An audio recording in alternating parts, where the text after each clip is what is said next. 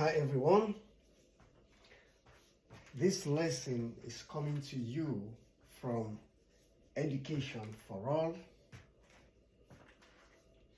and we are looking at trigonometry, particularly transformations of the sine function. We started this topic a while ago, in which case we are trying to draw graphs or sketch graphs of the three trigonometric identities, or the three trigonometric functions, that is the sine, the cosine, and the tangent. We started with the sine. We are still on the sine. We are still working with the sine function. We started to sketch some graphs given a function of the sine identity, sine trigonometric identity, how you are able to represent it graphically. That's what we are trying to do here. We know the sine function, y equals sine of theta.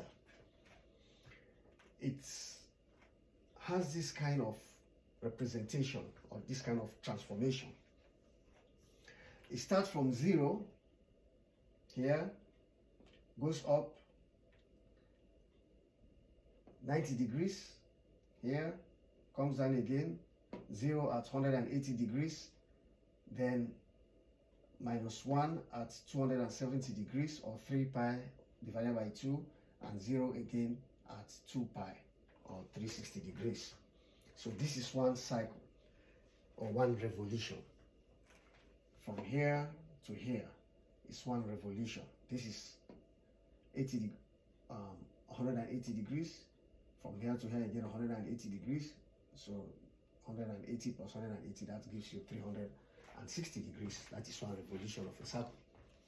So when you are given this function here, y equals to sine theta, we now want to extend this function in order to enable us to include everything that is required or that is needed to sketch a sine function. So that's why that formula now we are going to look at, or the function we are going to look at, is this one here, which says that y equals a sine, brackets opens and brackets closes here, sine of bx minus c plus d. This is the general function. So what we have here, you can see a is 1 here, b, there is just before the x there is a b, so the b here is not there, so it means b is 1, and then all the rest is just 0, 0, 0. So what is a? A is the amplitude. That is the height of this wave from here to here. This is the amplitude. That is what is being represented by A. And B is the period, which is 2 pi here, the period of sine function. For this one here, y equals sine theta is 2 pi, it's 360 degrees. So what is C? And this period can be calculated as 2 pi over the absolute value of B. The period, this is what we are going to do today, calculating the period of the sine function. When you are given a function, you are asked to do a transformation of the sine function. How do you calculate the period? That's what we are going to do this class, or this lesson. So the period is 2 pi divided by the absolute value of B. Why the absolute value? When you look at these two graphs here, this is y equals sine theta, and this is y equals minus sine theta. We have a negative sign here. So what does this sign represent? Or what relationship does it have with this graph? Well, what we have done is we just flip the graph on the y-axis, on the x-axis. Flip the minus sign is not actually affecting the A or the amplitude here, because the amplitude is always positive. The amplitude can never be negative, it's always positive. So the minus sign is just telling you that you flip the function on along the x-axis. So what we have here, this is y equals to sine theta minus y equals minus sine theta.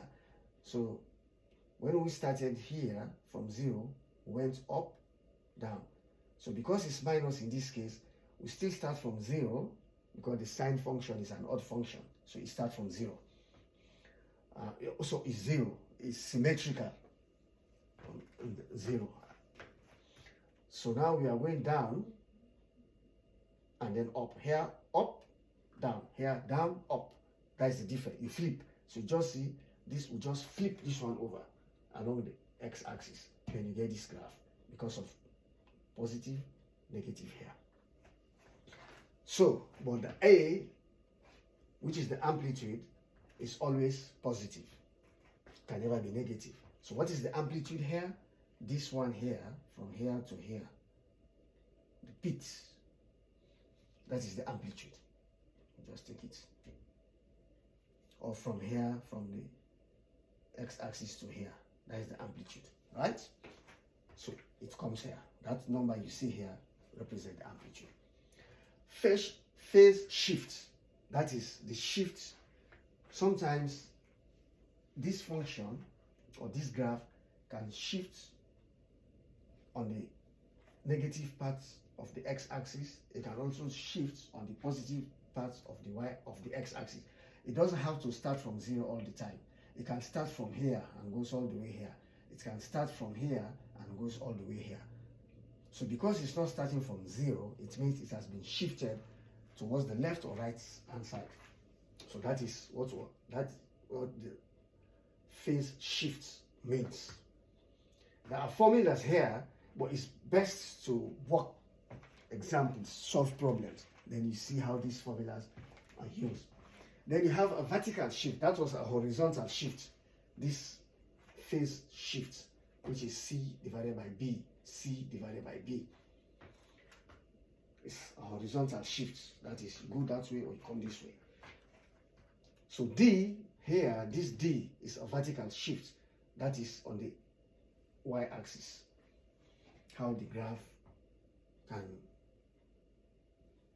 go up or down along the y-axis.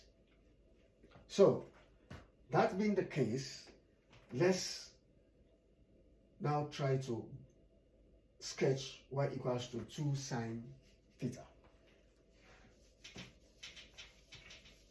and see. We have this one, y equals to sine theta. Now we want to graph y equals 2 sine of x. Sorry, sine theta is x. Sine of x. So how do you sketch this one? How do we sketch it?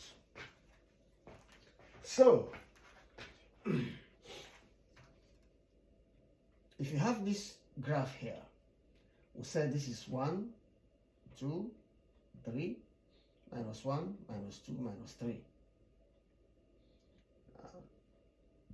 That is y. This is x.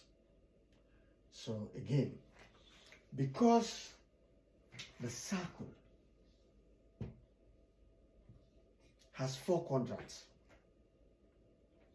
1, 2, 3, 4. So we like to divide the revolution into 4. You know, it's 360 degrees. So always like to divide it into 4 equal parts. So what that means, if it is 360 degrees, if we start here is 0, we come here is 90 degrees, which is pi over 2. We come here is 180, which is pi. We come here is 270, which is 3 pi over 2. We come here 360 degrees, which is 2 pi. So have this in mind.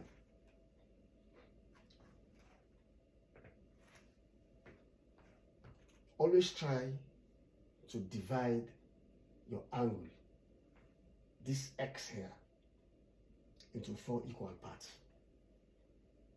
That is 360 degrees. That's what we have done here, right? So now we have 2 here. Before here was 1, now it's 2. So this is 1, 2, 3, minus 1, minus 2, minus 3. It's 3. So I just a guide. This line is just a guide. Minus 2 here again, a guide. Sine x, what is different is these 2. Here is 1, here is 2. So as we have mentioned here, that is A. So the A has changed from 1 to 2, and A is the amplitude. So now we still start from 0. Instead of stopping from 1 here, before it stops from 1, now we go all the way to 2. And then to make a turn, again, goes back that way. So do you see now the difference? The first one and the second one. The first sketch and the second sketch. This stops 1 from 0 to 1, 0 to minus 1. This now is 0 to 2 and 0 to minus 2, the amplitude, because of these 2 here. If it was 3 here, then it will go up to 3 and minus 3. 5 is the same thing. So I hope you now see what this amplitude means. Go to the next video. Thank you for watching. Bye-bye.